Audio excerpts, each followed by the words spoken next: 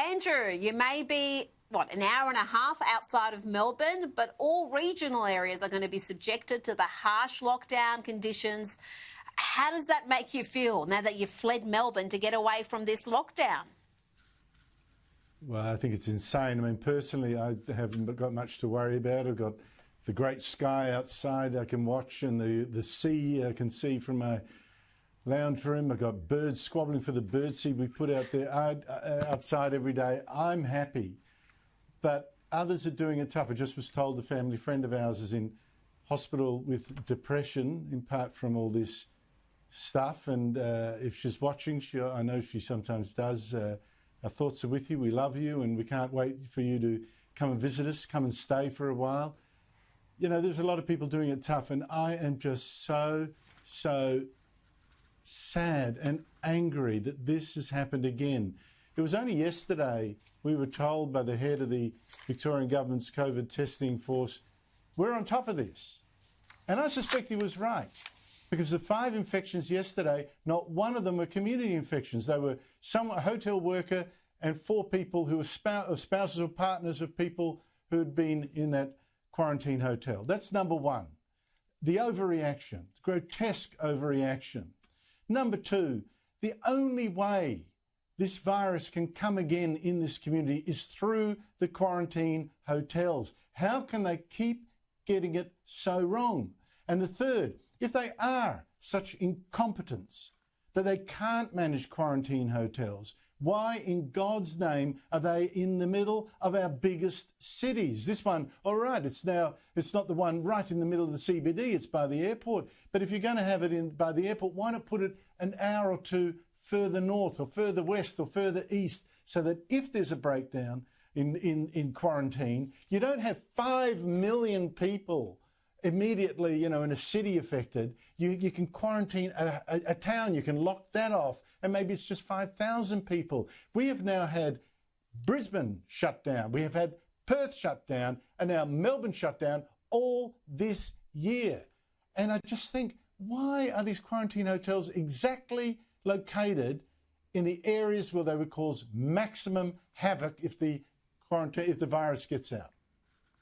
Andrew, I think we all agree that this is a tough day. It's a day that hurts and will hurt many Victorians, but surely you agree with the principle that these are short-term tough measures which will deliver long-term benefits insofar as that will keep Australia with the lowest COVID infection rates of pretty much any advanced democracy in the world. So it's a classic case of short-term pain, which is very real, but very, very significant long-term gain.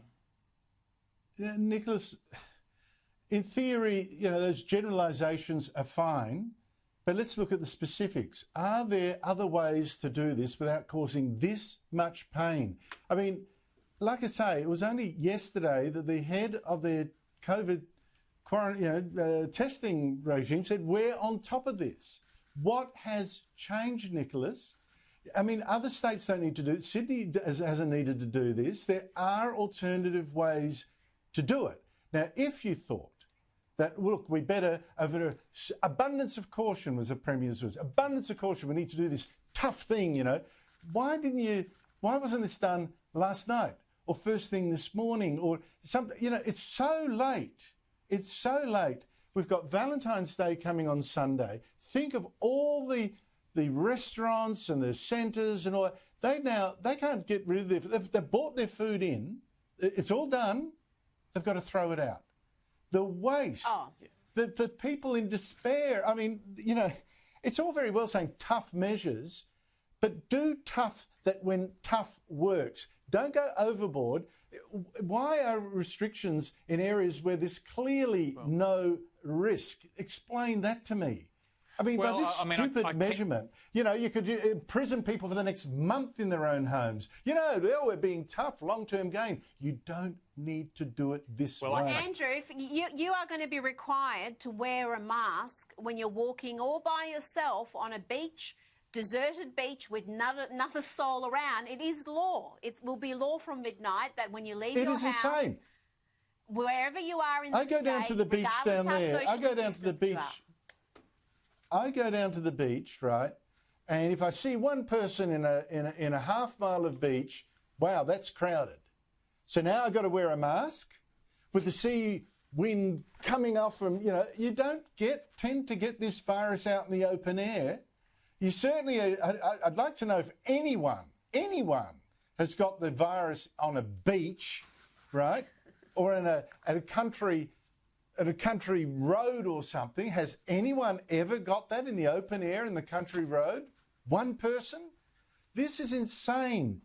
This is a guy who's got this totalitarian mind streak, and what really worries me is that so many Victorians think, yes, whip us harder. This gives us a sense of security. Victorians got to wake up. Why is their state, in fact, the least secure in the entire country? The toughest and the least secure. I'm sorry, Andrew, you're delving into the realms of the ridiculous now. You ask what's changed. Well, and like John Maynard Keynes famously said, when facts change, I change my mind, I change my position. What do? The thing that has changed, Andrew... Nicholas, let me hold you up right Hang on, there, Andrew, because just that's let me exactly finish. Let me finish. This UK strain wait a minute. is hyper-infectious and travels very quickly. You can put your... to give Nicholas, you the example, the hotel worker I'm going to keep talking, so you may as well stop. I'm going to keep talking. You may as well stop. You verbaled me, and I want to hold you there. You can't just do a hit run, I'll misstate you there and then quickly put this other question and interrupt you. I'm coming back with a few facts in a moment, so off you go. You said, what has changed? If things have changed, then of course you've got to change your mind. And I've actually said what changed. 5 people got this virus. Not one of them is a community infection. But now the masks go in the community. The head of the government's testing force said, we are on top of this. And I have seen no evidence to suggest he's not. And I wonder whether he's been overruled, Nicholas. And you talk about facts, and you disputed Andrew's characterisation that Victoria is the least safe state. But all the statistics, which even you can't counter, show that Victoria has been the least safe state. More than 90% of COVID deaths in this entire country come from one state, Victoria. And again, we are seeing the state lockdown, despite the fact that Victoria is taking a fraction of New South Wales overseas arrivals. From Monday, New South Wales is going to be taking more than 3,000 overseas arrivals a week. Victoria takes 1,100, and it can't carry its weight. It can't keep the community safe. And Dan Andrews today suggested that maybe we should close our borders to Australians and only take humanitarian cases. Have a look at this. From a quarantine point of view, we're not dealing with the virus we were dealing with last year. We're dealing with a very different strain. It moves faster. It's transmitted more easily. And whilst I'm not saying you would have 0 people come to the country, maybe we should be much more focused on genuine humanitarian cases, compassionate cases that are in the hundreds, not people in their thousands. What do you say to that, Andrew, this suggestion now that we can't even cope with the pitiful numbers that we're taking each week? This is obscene. It was only a few days ago that the Victorian Premier, that same bloke you just saw, was boasting that he had Australia's best quarantine system. Yeah.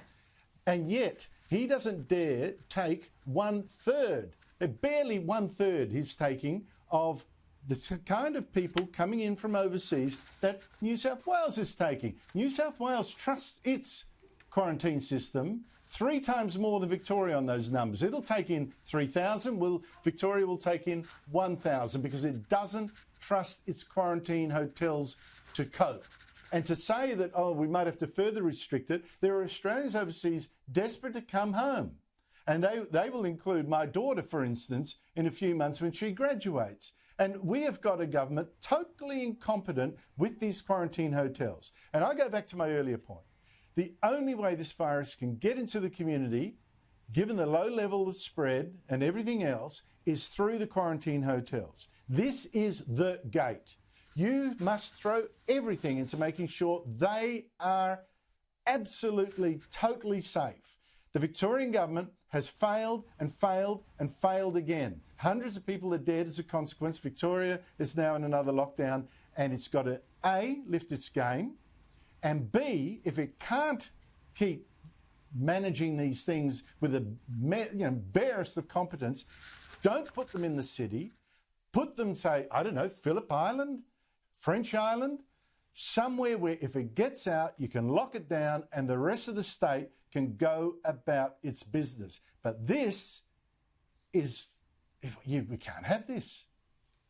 Andrew, I'm sorry, I'm going to have to pick you up on a couple of facts. I mean, you complain about the lockdown measures here in Victoria as introduced today, but and you say that we haven't had any cases of community transmission, but of course we have. We've had some of the hotel workers go home and transmit the virus to members of their family, and that's what caused such severe alarm amongst the Victorian government. So they went. There was a gentleman who worked at the hotel who tested negative.